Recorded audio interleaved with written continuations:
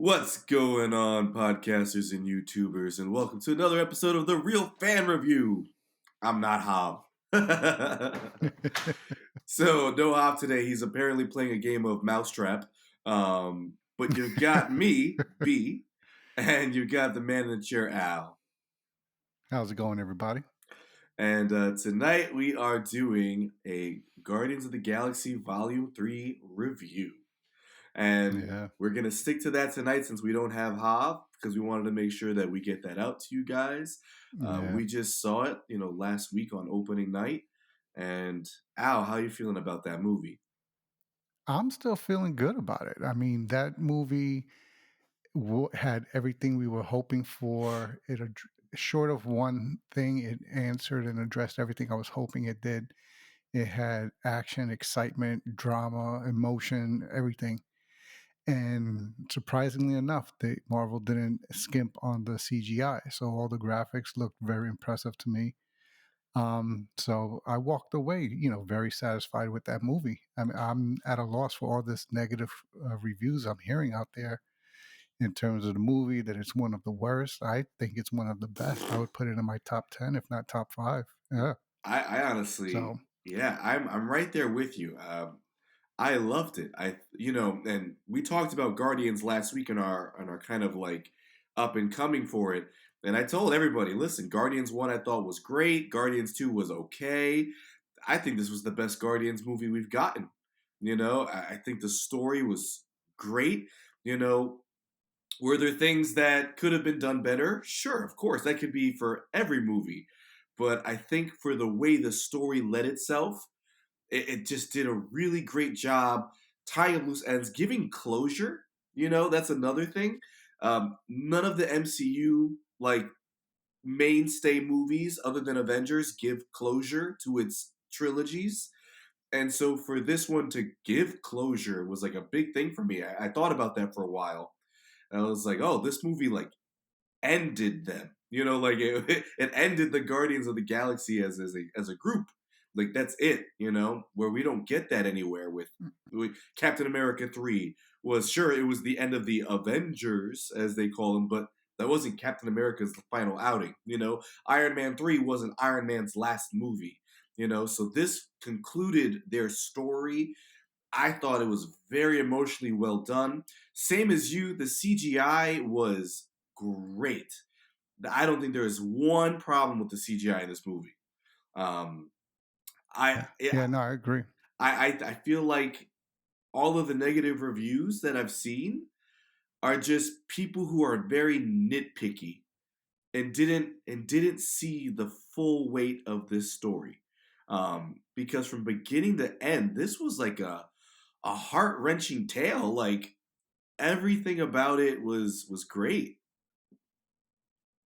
Yeah, no, I agree. Same thing. Like, you bring in Peter, everybody, like I said, with the exception of Groot, everybody had like a good arc in this story, Yeah. in this movie, and had a good culmination for their overall story. So if this is the end of these characters for Guardian, and there's a reason why I say that given the end of the movie, but if this is the end of the movie for these specific characters, they had, in my opinion, all a good arc in this specific movie and in all the three as a whole. Because you have, and the trailers were great. I really thought I thought at least one of them was biting it in this movie. So, and I thought, the way they dragged out Peter's, still mourning the loss of Gamora, Yeah. and the throwing us off and thinking, will they or won't they with him and Nebula now, and then Rocket's story being the main driver of this movie. You get a good combination, even when they bring in new characters that was shy of Adam. I really thought, I don't like the way they played his character. Mhm. Adam Warlock, like, I think they could have given him more meat. I don't think he should, like, I mean, they gave him a quick write off. Oh, we brought him out too soon, and that's why he was so childish. Yeah. I think they could have had him be the strong character he should have been, and Yeah, just maybe had situations not allow him to dominate. So the same way, Nebula came in and stabbed him, she could have stabbed him and he didn't have to be childish. yeah. And that could have been why he had to step off. Just have maybe his abilities not be fully formed because they took him out. But he didn't need to be childish like that. Yeah, I feel like I mean I don't know if this is spoilers or not, but this actually came out of an interview with James Gunn. He's been very vocal about this movie in interviews and all that, and he said, without saying it fully, that the Adam Warlock storyline in general was a bit more of a mistake on his end. Um, he said, when he put the cocoon in Guardians 1, it was the incentive that now he actually has to put the cocoon in Guardians 2. And because he did it, there's now a storyline that had to happen because he always has to tie up his loose ends. So he almost was like, listen, I understand I didn't want to do that, and because I did, I had to see it through. The So I was like, all right, like I see what you were going for, but I completely agree with you, Al. I feel like the Adam Warlock character wasn't needed. He didn't serve his place in this story. I understand, from James Gunn point of view, I understand why he was in this movie, but I didn't understand his point in the movie. Um, yeah, but in that same stance, I can't believe the story we got about Rocket Raccoon, and like you yeah, said, how this movie tied around Rocket Raccoon. It was an incredible story that was basically found its themes for everybody except for Groot. Everybody had something that took away from Rocket Raccoon's story, and I think that was one of the standout parts of this movie. So, giving it a rating, what would you say this movie? Should you see it? Need to see it? Oh yeah, no, you definitely need to see this movie. To me, it was a take back to the MCU of a few years ago. I know lately a lot of these movies have been lacking, both in story, visuals, and just a connective tissue. And with this one, the visuals are great, the story is great, it's emotional. I mean, I've had a couple of people tell me they actually left the movie crying and that they cried several times throughout the movie. And one thing that I like that they did with this movie is there's references to things that are happening outside of it, but the movie stands alone as the Guardians are taking care of and dealing with the Guardians. Yeah, So in that sense, you don't have people having to leave the movie saying, "Oh, how does this tie in? How does it, merge into the rest of the storylines?" No, this was a Guardians movie, yeah. and they haven't done that in a while. So I like the fact that you can step back from this movie and just take it for the story that it was and how it related to these characters and these characters only. Mm. But at the same time, it still felt like it was part of the MCU. So I Yeah. like that. I have to agree with you wholeheartedly. I also think you need to see this movie. I think this is great storytelling for the MCU, great storytelling from a movie in general. I think action wise, story wise, character development, it just ticked off all the marks. But to what you said, Al, there's something that I really liked. When we have this big MCU universe now, where when something happens, your first question is, where's everybody else? Why didn't they show up? You know? And so when we have Yeah. these movies now, like even like Thor, Love and Thunder, right? There's reasonings why certain characters weren't around, obviously, after the events of certain movies, but there's that still question of, well, why couldn't Hulk have been there? Why couldn't this person? If this was such a big threat, and the Hulk was in the last one, why come he wasn't there? And so you have all these stories now where everything is at jeopardy, and you're like, well, that sounds like an Avengers level threat. Like everyone should be trying to stop this guy, because he's challenging the entire universe. This story was so small to what it meant that it was only necessary for the Guardians to be there. Yeah. In scale of what the story was, no one else needed to be there. You know, there was no need to call Captain Marvel to help out. There was no need to find someone else in space to help them out with this. This was their story, and the threat, not, the threat itself, the high evolutionary, it's a big name, but the threat itself was on such a smaller scale that it didn't need that question of, well, where's this person? They should be helping, you know. So that's what I like the most about it. Just like you said, like this was such a personal story that it didn't need everybody else. It was Mhm. their own story for them, and I think that was great. So I feel like we've tiptoed around all the spoilers. So I think we should just jump to spoilers. Like we said, guys, this is something you need to see. This is great storytelling from the MCU. This is like it was back in Phase 3, towards that end of Phase 3. Definitely. This is great character development. If you love the Guardians, you're going to love this movie. If you like the Guardians, you're going to love this movie. You will cry. I fought back tears at several points in this movie. I Yeah. think some of the acting in this movie is the best that we've seen in the MCU. Um, Even from actors who just never really had that gravitas before, the weight of Yeah. them was very important in this movie. So you Yeah. need to see it. Go check it out. I would even say go check it out in theaters. ASAP. Give it a check in that 4D. I'm hearing about this 4D now. That your seats shake around and you go crazy. Oh, I gotta find that place. Yeah. I feel like this is a movie you would see in 4D. Yeah. So let's now head over to the spoiler review of this movie, where we're going to talk about some characters, talk about the story. You're hearing about Adam Warlock. We're going to talk a little bit more about him. And yeah, we're going to head over to spoilers in a 5, a 4, a 3, a 2, and a 1. So at this point, we're going into spoilers. So if you haven't checked out the movie yet, pause us here, go check out the movie, and then come back to us.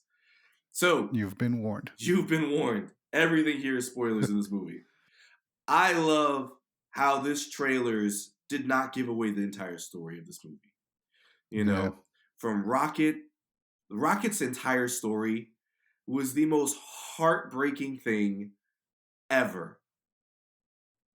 A Yeah. fake story made me cry. An otter with robotic arms made me tear up. A No, a walrus walrus named with Teefs. wheels.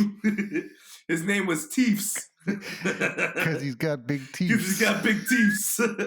And because I lay on the floor, my name is Floor, the bunny. Oh, Jesus. That story, Al, how did you feel about Rocket Raccoon's story? Yeah, I knew they were gonna flesh out his backstory. I didn't think it was gonna be so emotional. Um, obviously they allude to animal cruelty and testing, and you see what they're referencing, but what got me was more of the camaraderie that they showed between these animals Yeah, and how they bonded together as a family and that interaction. And given how horrible their living standards were, how deformed they were from this guy's testing and the way what he he was ripped them doing to them. apart. Yeah, Yeah, they didn't see that, and to me, that's a testament to how I wish more people were. I don't see outside. I just really care about who's inside, and you saw that with all of them. All they cared about was that they loved each other, they cared for each other, yeah, and that they were really good friends to each other. yeah, And that's all they saw, and they were able to bond, and and it led to the feeling of loss as the movie went on and things happened. And to show that that's why Rocket is the way he is. You didn't, you never knew how much loss he had gone through. I always thought that his attitude was because of what was done to him, not also what he's lost in the sense yeah. of losing a family. It's almost And as if what then again, happened why? to him didn't matter. Like all the things that happened to his body, he actually didn't give a shit about. Yeah, yeah, it was more the loss of his friends and family that impacted him more. Yeah, I Yeah, agree. And it goes to show why this development of family with the Guardians, as much as made it seem like he didn't give a shit about them, why being with them became so important to him. yeah. I every time it was a Rocket flashback, I was like, oh fuck, what's gonna happen now? Like, what's gonna happen Yeah, now? okay. And it was so much like, I'm like, wow. this is just great storytelling on Rocket's end. And just like you said, like it Yeah.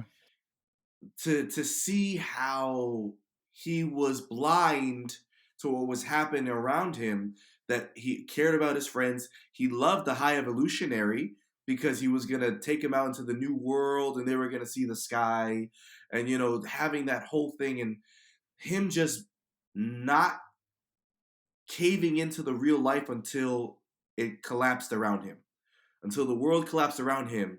He was like, everything is fine.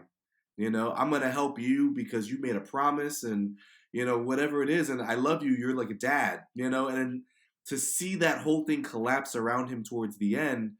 Oh my gosh, that was one of the most heartbreaking things to see. And it's Yeah. it's fake, mind you. And it's just like, wow, I'm going to cry. Like, Yeah. Yeah, because like the little things, like when he first was learning to talk and he can only say words, when he goes hurts, hurts. Ah, kid, like yeah. you can really feel that that was a little kid saying, Yeah. I'm in pain. Ah, kid. But it was funny how he, as much as he, like to your point of what you were just saying, as much as he felt like the high evolutionary was his dad, you could tell he still didn't trust him because when Yeah. shit went down, he had everything he needed to create an escape Hmm. tool Yeah. already hidden laying around. Like, all right, I trust what you're doing, but I'm gonna make sure I can get out of this In if I case need this to. goes And he south. had it all. Yeah. He had everything laid out and put it together, got himself and everybody out. He just did it a little too late, unfortunately. Yeah. And that scene alone was so heartbreaking. Especially, I think the thing that got me the most that scene is Teefs and Floor, how they were like begging him behind him to stop, and all of a sudden it was quiet, and I was like, oh no, oh no, like Yeah, for that scene, that was so heartbreaking. And I feel like this story is all Rocket central. Like everything is based around Rocket. For those of you who haven't seen the movie and you stuck around, this movie starts with Rocket Raccoon basically getting shot in the chest. And yeah, the whole movie is about saving his life. Um, and that alone is, how do you start a movie like that? You know, like yeah. But I thought that was a good thing because like we were saying, it gave them a mission it that gave, didn't need everybody else. It wasn't they yeah, were trying to stop the high evolutionary from invading or taking over a planet. It was, we need to save Rocket. We can't save Rocket because of this thing that this device or whatever, I forgot what it they was like the called it, fail safe was in on his them. yeah, it was on his heart, so it was stopping them from saving him. So they needed to find the code to deactivate that, and they were able to track it down. So it kicks off the series of events and kept it local to something that made sense as to why only they were solving it. Yeah, that was the thing for me. I was just like, we were 5 minutes into the movie, and shit hit the fan with Adam Warlock, and I was like, what is happening? And I mean, let's talk about an introduction. We get an introduction to the Guardians, just kind of living their day to day on nowhere, and in comes Adam Warlock with beams on his hands, flying at the speed of light. This guy went in like Golden Superman and fucked up everything. I was like, this is how you start a movie. But I feel like that was the thing that also kind of set me away, because it made it seem like, whoa, Adam Warlock is here to fuck shit up because he's not stopping. And when he left, I said, how does this now focus on Adam Warlock? And then it was like, oh, it doesn't. He was Yeah. just kind of hired for a second, and that's Yeah. it. And I was like, what a badass intro to like lead nowhere. Yeah, and that led to my problem with his character and the way they portrayed him was that, like you said, in one quick scene, you showed him within seconds taking out literally every guardian, Yeah, like as if they were no issue. And now all of a sudden, you had to again dump him down in order for him to keep failing in terms of taking over the guardians. yeah, Instead of just having it, I would have thought like they narrowly always escape every interaction with him, and eventually through time maybe he sees what's happening and then that's what decides that he's going to side with them instead. yeah. But to dumb him down like that again and have it be that he, because even he just goes hurts also, kind of Yeah, like when Nebula stabbed him. yeah. So it was like it was such a poor opportunity for a character. So that would be my only criticism of this movie is his That's my big character. thing too. Is Adam Warlock? You know, and for those of you who know the comic, Adam Warlock was basically the one who fought Thanos. He had the Soul Stone in his head, like Vision does. Um, and so you know to go from the thought that Volume Two we had the cocoon that had Adam in it to shooting past Infinity War, shooting past Endgame, going to another phase. And mind you, that was because James Gunn got fired from Marvel initially, and then he came back. But the plan was never for that to happen anyway. Um, and so like it begs to the point like why even do it if you're not going to give us a character in power or stature to him, and you gave us this kid or baby or infant, however you want to describe him, because you removed him from the cocoon early, who is barely functioning, but he is this all powerful being that it looks like he can almost stand toe to toe with Captain Marvel, you Yeah, know? And so you showed us how strong this guy can be. It seems like he could have fought Thanos, essentially, but you gave us a kid who keeps failing because he just doesn't know better. He wants to make mama happy. Like he doesn't even care about his race of people. He just cares about making mom happy and doing things to make her yeah, happy. And so, like, I agree. Like, that was the thing that took me away from the movie. And while I am happy that James Gunn admitted that he didn't want to do it, he just felt like he had to because he had gone that far. It was one of those things where I would have been fine if they never did. yeah, Like if we just left it off as oh, he's in the and cocoon, like whatever. yeah, or just limited his powers. Like have him be an adult, as his body insinuates, but his powers are developing. Like Yeah. they're growing. At the longer now that he's out of the cocoon, they're manifesting and growing. But because they're not fully formed, that's why the Guardians are able to handle him. That's why they're able to fight back and win and stand their ground. To me, that would have been more plausible and believable Yeah. than mentally he's still a child. And Yeah. yeah, And then, you know, I feel like in this story, Peter Quill was less the leader and more of a team member. Did that feel the same way to you? yeah, Like it just felt like yeah. I felt Peter like was like in there. yeah, like he was the center, but I felt like Nebula was their focus because I Mm, felt like if you take Nebula out, I think a lot of this movie doesn't advance.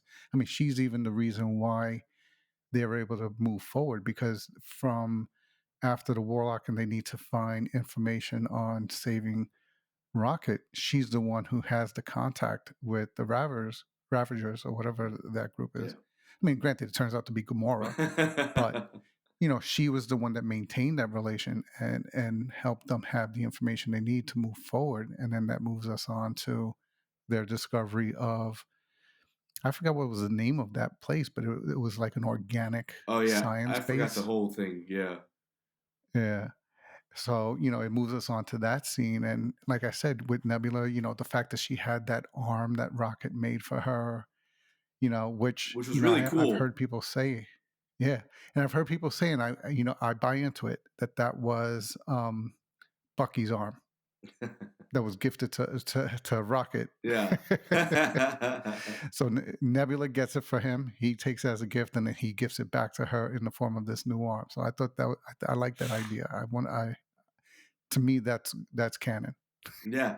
And I mean there was a talk out there that it's because of Rocket's upbringing with the robotic creatures is why he's always trying to collect new parts to help his friends when they need it. Like Makes sense. I forgot like he took that eye to make sure Thor had it. He took the arm to give it to Nebula. He took the leg to possibly give it to somebody else. You know, like it's like because of his upbringing with the robotic friends, he always wants to take care of his friends, whether he means to or not. Like I bought into that. I was like, oh, that's really cute. Yeah. Like it's Yeah, I nice. like that. Yeah. Um, and so I like the theory of the arm being given to Nebula and being upgraded to be more Mhm. efficient. And that was pretty Yeah, cool the way because she used it. oh, that was shit was cool. The fact that she was able to transform it into anything she needed, a weapon, a knife, a blade, anything. That was cool. Yeah, even a computer remote.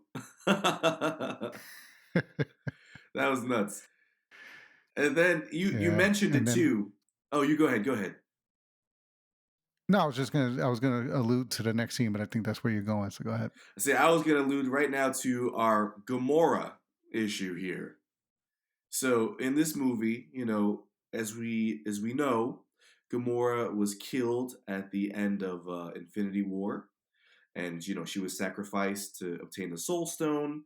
And the Gamora that we received in Endgame was Gamora from 2014 before she met with the Guardians and became family to them.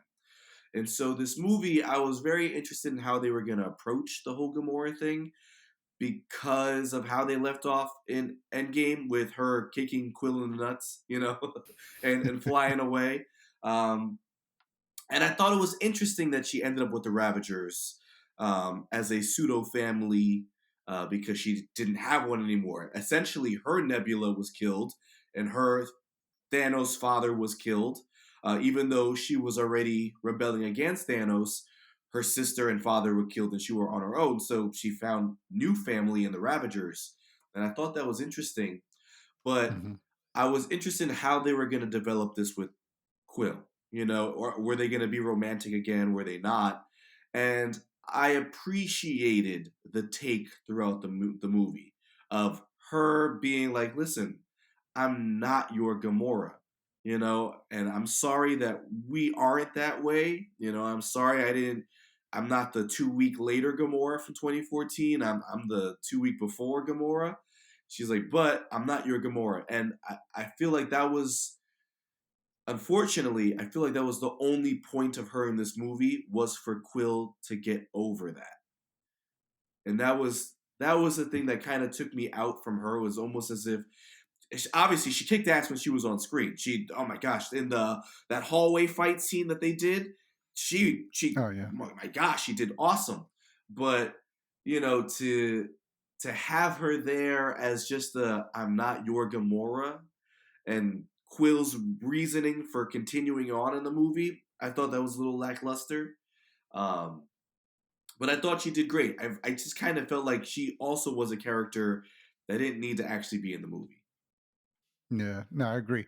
I agree with the call, and I like the call not to put them back together. Me too. Because to what you just said, this wasn't the Gamora that fell in love with him. So to rush her falling in love with him just to have them back together Yeah, would have taken away from everything that would have had to have happened over the years that they were together and actually fell in love. yeah, So to just have it be like, "Yo, that's not me. I don't see you that way." Um, but what I did like that they did was have her kind of acknowledge through her experiences with him why she sees that she would have fallen in love with yeah, him. Because she gives him that look near the end of the movie after they've been through everything they've been through, and she sees who he actually is as a person, yeah, and she kind of makes a face like, okay, but she still goes back to her family and she yeah, leaves them be. So I like the fact that they at least had her acknowledge, yeah. I bet we were a you lot know, of fun. yeah, yeah. So yeah, so I like that part. Like, all right, I see how that could have happened, or I see how this could have happened, but it's not going to happen again. It's not happening with me. So I like that aspect of it. Yeah. I'm glad they didn't do the whole thing with Nebula. Like they teased at it, they joked about it. I Yeah, never noticed how black your eyes were. he replaced them. Da, da, da. Well, I'm just saying, he found a nice set. I know I was a little worried about that. I was like, wait, wait. Yeah, and that's the breakdown in the elevator. I mean, they show it in the trailers, but where he's like, he gives the breakdown of everything that happened. Mhm. He acknowledges that he fucked everything up by punching Thanos and Yeah. everything. And then the Nebula response at the end, the woman, the girl in the elevator with them is like, "Yo, is what he just said true?" And she goes, "Well, he left out a lot of important parts, but yeah, that's the gist." Yeah, that's just. uh, This gamora is just a dick. yeah, that was hilarious, kid. Oh man. And I actually liked that scene a lot in that scientific world, when Quill basically was flirting with the assistant lady to get into the system and all that, and that right there, where I was feeling a little bit low about Peter Quill, was the moment that Peter Quill came back as Star Lord to me. Yes, yes. That whole scene right there was awesome. While I thought Drax was gonna die after he got shot twice, Yeah, in the chest, in the back. the I mean, chest in the back, and they did the slow mo thing. Mantis was crying. And I'm like, oh my god, uh, they just killed Drax. And he was like, nah, he's just gonna get up and walk. And I was like, what the fuck? yeah, But that right there was a real Guardians moment that really took me back to Guardians 1. And that scene right there told me, I was like, okay, I'm excited for what's going to happen the rest of the movie. And, from them getting back on the ship and heading towards, what was it, Counter Earth? yes, Counter Earth being the high evolutionaries, new take on Earth, being the perfect world. And it's yeah. almost Where like everybody's nice. where everybody's nice, and everything's perfect. And it was interesting, the play on that being like the creator, a lot of that pseudo god kind of biblical talk in how everything is all omnipotent and it's perfect because it was created perfectly. And as Peter Quill's driving down the street, they're selling drugs, they're getting into fights, like all that, and it's just like, oh, it's gonna happen everywhere. You can't make people all good. You know, People are gonna Hmm. find a way. Life is gonna happen on its own. People are gonna develop their own way and stuff. And so Counter Earth was interesting, albeit very weird and creepy at times. The whole animals as people thing was an I Yeah. actually really liked the take. I just thought the Aardvark family that we had was very creepy to look at. Or the guy that looked like, what was it? A corn or what was it? Oh no, broccoli. The guy that looked like broccoli. Broccoli, yeah. I was like, this is weird as fuck. But then for High Evolutionary to be like, I'm just gonna blow it all up. That was the part where I was like, oh fuck, like he just didn't care. Like that family we just got introduced to just got blown up. Like Yeah. But it also makes you wonder how many times he's done that. If he already knew he had to have that kind of a device set up to like yeah. restart. How many counter Earths has he had to go through? Mm, But it was one aspect of him that I like was that as much as they made him out to be this all empowering genius, yeah. clearly he wasn't because even he couldn't isolate what his mistakes were. Yeah. Like he didn't know what made Rocket Rocket. He didn't know, obviously he couldn't isolate why he kept messing up and having to restart Counter Earth. So, as much as they were making him out to be this all powerful scientist, it showed that he was flawed and made it believable that he was able to be beaten in the end. Yeah. And talking about the High Evolutionary, um, I thought this was great villainry in the MCU. We have all these great villains in the MCU, and we have some good villains. We have some villains we wish were better. And I think his status as a villain in this movie was exceptional. I think he did all the villain things. He had a story, and just like you said, he was this flawed, omnipotent scientist who made these mistakes, couldn't understand why, but he was trying to build life. And the one little semi non important creature was figuring out all his mistakes. And so he made his determination that he needed that creature's brain, and like that was very interesting. And his motives very clear, very menacing. I thought his inclusion in the story, I didn't understand at first, but as the movie went on, I was like, wow, this guy's fucked up. Like this guy's crazy. He's what I Yeah. wanted Christian Bale's God Butcher to be. Yes, I You know, agree. so like I was very excited about it. I'm also I wish I could be James Gunn's friend because James Gunn hired the entire staff of the Suicide Squad and Peacemaker to be in this movie, and And his wife, he made his sure his wife wife had a spot. his wife always has a spot. I need to be James Gunn's friend because my this guys are always employed. Yeah. I swear to God, if we go see Superman and Chris Pratt's in Oh, it, you know they all have a role. Jennifer Holland's in it as Lois Lane, like uh, Good. Yeah, you uh, know they're all in there some way. you know who's gonna be in there the most? Apparently, James Gunn has this big fascination with Sylvester Stallone now, and so I feel like Sylvester Stallone is gonna be in Superman. He might even be Superman.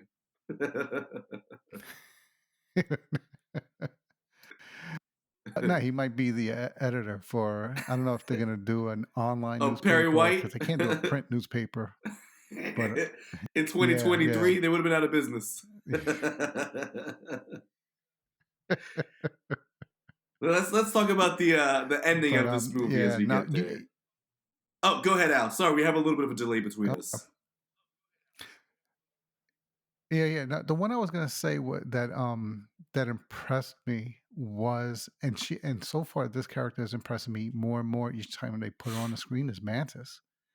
You know, not only was she able to handle her own, especially in that big hallway scene, that I'm sure we're going to bring up, but you know, the scene that really made me impressed with her character and made me realize, this goofiness about her is not all she is when she was speaking with Gamora and I think they brought up Drax Mhm. and she goes, "Oh, how he was stupid." I forgot the exact dialogue, but she references Drax being stupid.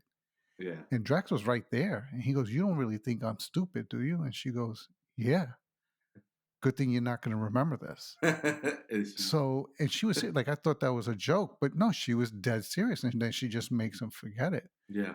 So it just goes to show, kind of like when he made the reference to her. I mean, this was more of a comic scene, but when he goes, "Good thing you're ugly, because then now you know everybody loves you." Um, I think that's the same thing. Like she really thinks he's stupid, but she still loves him anyway. Yeah.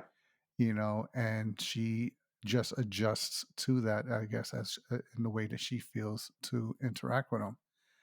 But it's not something that she feels that she holds against him. It's just who he is. Yeah. And I thought they were going to turn that into a joke, and they didn't. So it just to me, it gave depth to her character in terms of how she really is, as opposed to how she portrays herself. Yeah. I like that too. You know, while I feel bad for Groot not getting a lot of development, um, I I feel like everybody Yeah, here none. got development. He got none. We got to development with Groot, but nobody else did. Yeah, um, yeah, but like you said, like Mantis, I think she got a good step up in this movie. You know, in that scene alone, where she got to really kind of yeah, portray her feelings, and everybody in this movie got to really portray their feelings. But I felt like this was a good way to show, like, I love you, you're my family, and we got to look out for each other. But to Nebula, you got to realize what this family consists of. Like we got a tree, this yeah, stupid strong guy, you, the mechanic alien, my drunken brother who's very sad over someone that he can't get over, and me, a slave. She was like the heart a lot of this family. yeah. And so And I what did you think of that hallway scene? that's what yeah. So in the high evolutionaries floating castle spaceship, I would say getting there was kind of weird. The whole they got to get on, but they got off, so we got to get on. Oh, we didn't know they got off. That was a little weird. I thought that was some interesting storytelling there, but that was Yeah, the real intro, well, the outro of the Guardians per se. From the space bridge. when they're fighting there and having they got Rocket Raccoon back and they are fighting all these spaceships. They got Nowheres fighting with them. Um, then they all reassemble together as the Guardians and they have their poses as they walk. And that leads into The one of slow the, walk. yeah, the slow walk. That leads into one of the most badass scenes of all Guardians, and it's that hallway scene. And I feel like every hallway scene is a badass scene. In any show, any movie, any show, you Yeah. give us a hallway, some shit's gonna go down. And the everyone having their chance to just kick ass, show off special techniques and cool moves. That was awesome teamwork, awesome choreography. I think that scene alone was the best thing in Guardians we've seen. Yeah. Yeah, I mean, yeah, like you said, you have Groot reaching into the mouth and extending the branches and blowing up that person. I mean, exploding that person's head, Yeah. and Peter sticking those little electrodes on everybody, including that guy's ass, and shocking all of them that way, and Gamora slicing through with her sword. It was ridiculous, and even Rocket flying through, shooting and killing. It was crazy watching them, and it was prime Guardians at their best and using teamwork because they were bouncing off each other, using each other as weapons. Because at one point when Groot extended his arm, I think Mantis grabs somebody, flips them, and throws them into Groot's arm Yeah. to knock him out. So it was great that as much as they are a dysfunctional family at times, like that just epitomizes how well they work together. Yeah. And I thought like that scene I mean, I think of hallway scenes, I always think of Daredevil season one. This is my next hallway scene. Yeah. Yeah, like I said, anytime there's a hallway, shit is gonna go down. And good callback to She-Hulk too, because there was a hallway scene there and they didn't let it happen. Yes. But yeah, and I think that leads to one of the last touching moments in this movie. One of the last touching moments in this movie is Rocket Raccoon. After they freed all the sentient little children from the ship, as they kind of landed them into nowhere, Rocket Raccoon says we have to get all the sentient life off this ship, and he goes back to all of the creatures, all the animals that were taken from Earth, essentially, Yeah. and he comes to Yeah. terms that he is officially a raccoon, Hmm. and he gets his last fighting with the High Evolutionary, who is that I don't know if that was a call to the Red Skull or not, but my man's face was gone. Oh yeah. Well, remember that was what Rocket did to him when Yeah, they last met in the hallway after he killed the others. yeah. Rocket bugged out, jumped on him, and scratched the Scratch his heck out face of his off. face. Yeah. And now we saw what the results were. Yeah. So, oof, I was that like, was an ugly scene when they took off the mask. damn, that's the new Red Skull. And then let's talk about that fake out that we got when everybody got off the ship and Peter Quill does his thing, his Star Lord thing, gets off the ship but gets hit by a piece of debris and is floating out into space. Yeah, His face starts to swell up, and we have what we assume is the death of Star Lord, right? Only yeah. for my golden man to come, and they had their little moment there. I forget what the painting is. Um, with Oh, the yeah, I know with what the you mean. god, right? They had a little moment there, and my man Adam Warlock saves the day after being given a second chance by the Guardians.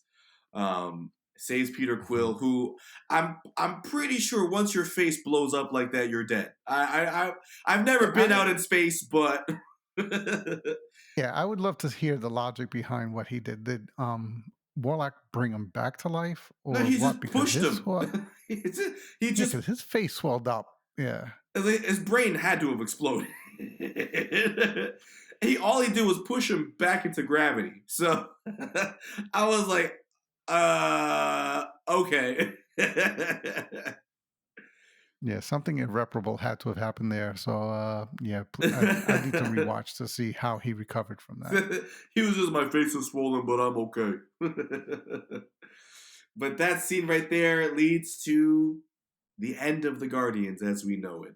They all come together and they start telling each other this is the end for them.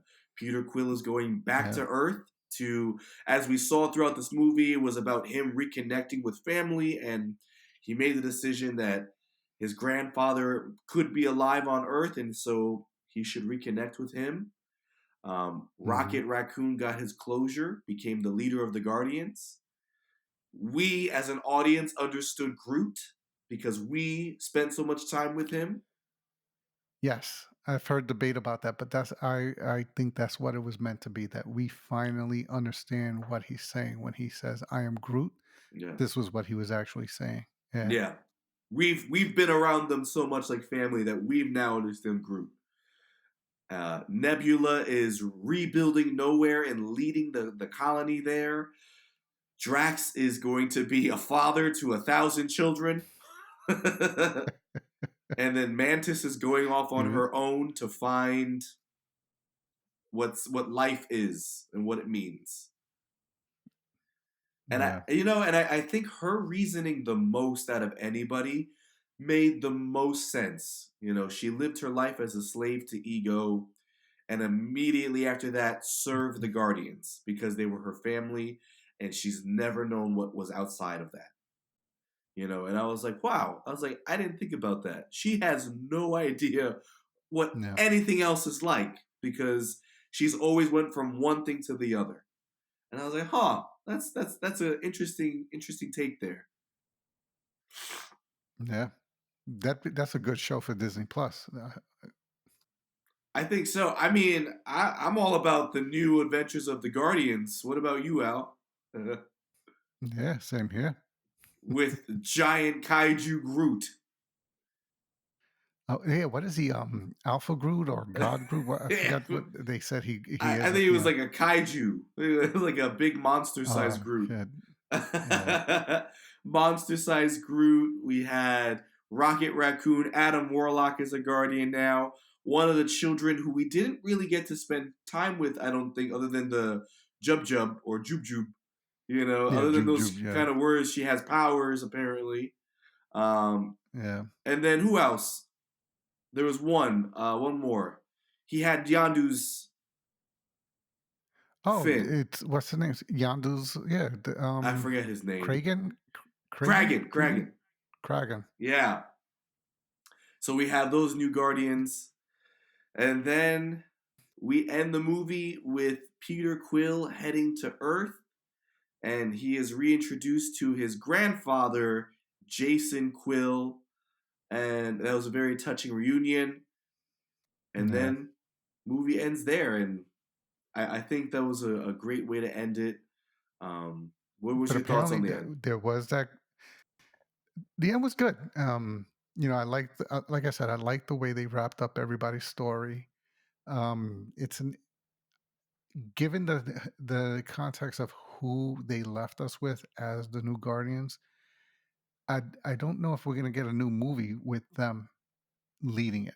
No, I don't think I so can't either. say. I mean, nothing against them. They're all great actors, but they have to show them maybe in another movie as a group to see if they can work or you can make them work because I can't see them standing alone in a movie with I that group. I feel Because like the that only was one who their would be way of strong enough, I saying, think, to pull it together would be Rocket. yeah, I feel like that was their It's way of over. saying that there's always gonna be a Guardians kind of a thing. I think that was the only incentive Yeah, about that was like, hey, listen, this Guardians team is done, but there's always gonna be a Guardians.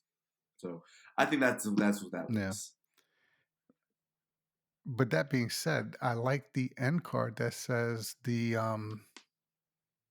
what was it? The something I forgot the adjective they used, but The that legendary. Star Lord will be back.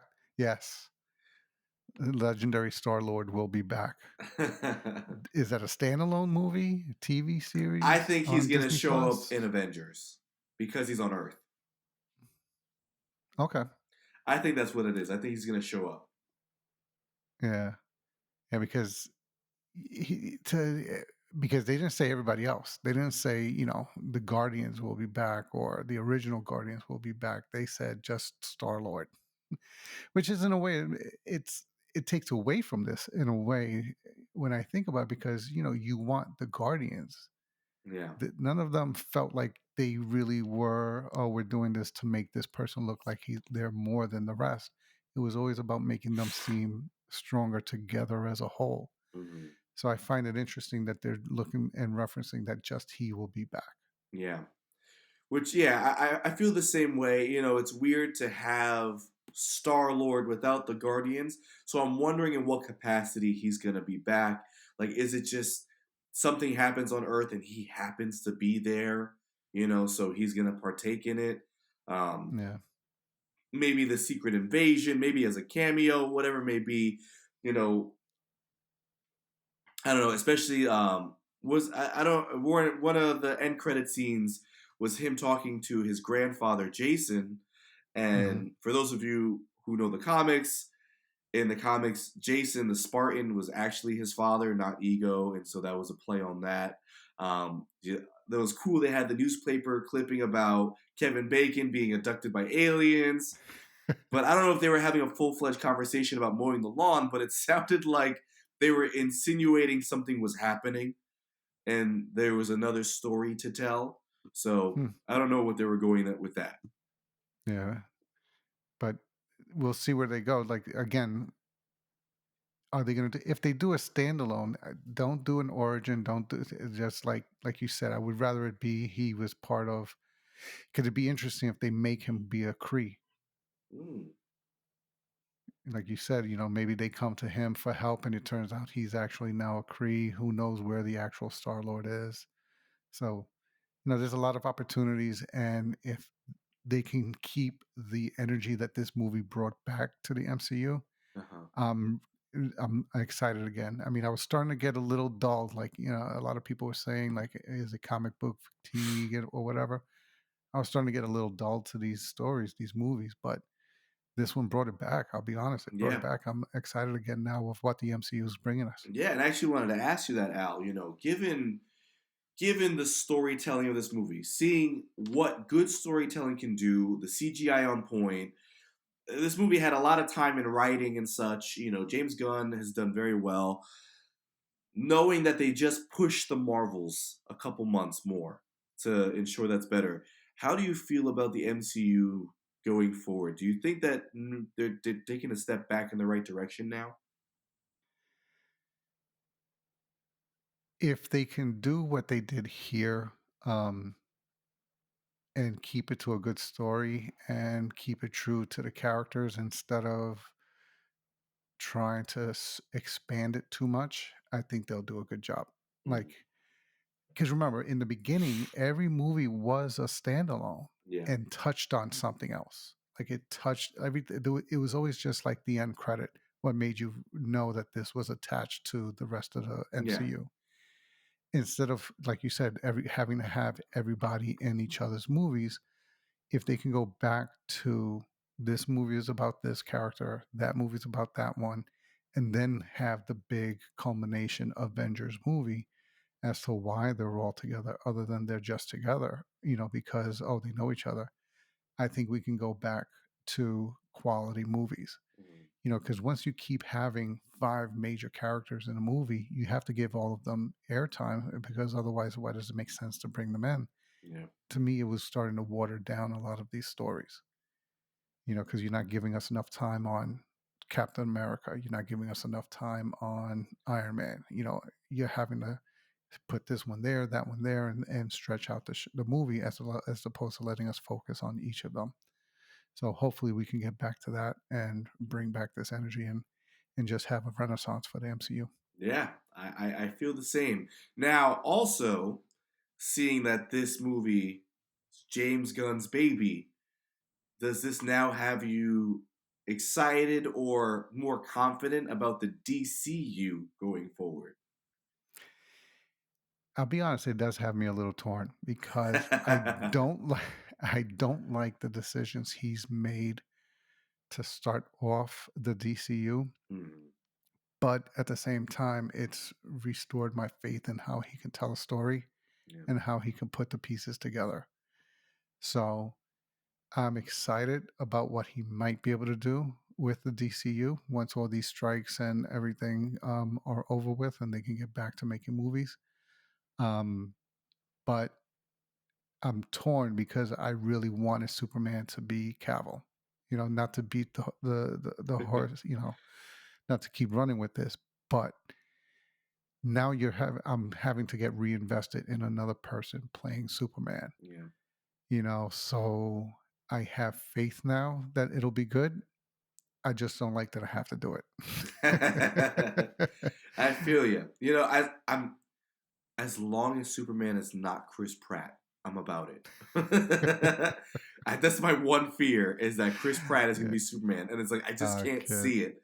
Not at all. But I think after seeing Guardians 3, I've now said to myself, let's see what he does. I'm confident now that the storytelling is going to be there, but like you, I'm worried about the order of things. Like we're gonna start off with a cartoon movie about monsters, and while that's very Guardians like and up his alley, it just doesn't seem fitting for the DCU.